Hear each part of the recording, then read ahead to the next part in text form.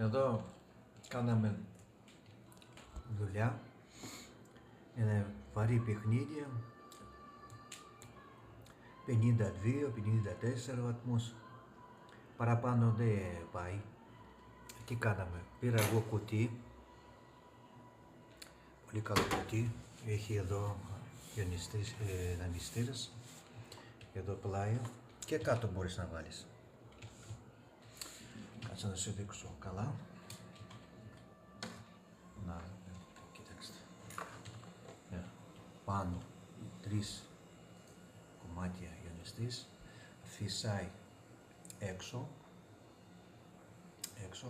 εδώ φυσάει έξω, δεξιά, εδώ πήρα τέτοιο, τρόμπα, αντλία,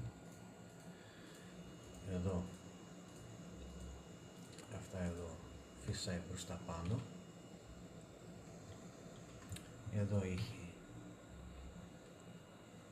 γωνιές και αυτό εδώ AliExpress πήρα και αυτά εδώ AliExpress, ψυγείο AliExpress, αυτό εδώ AliExpress,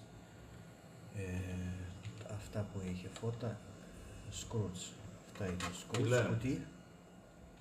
Δεν μιλάς. Δεν έχει σωλήνες πολύ.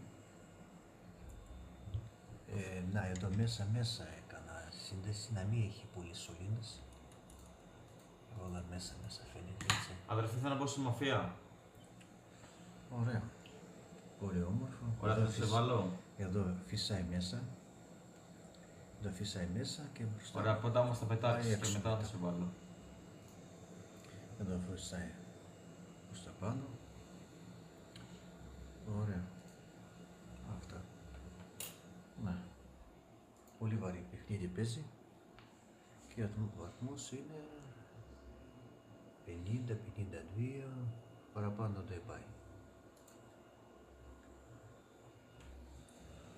Βάζω τα χέρια μου, καθόλου δεν ζεσταίνεται, λίγο έτσι, τίποτα, κάρτα γραφικών, δεν ζεσταίνεται καθόλου.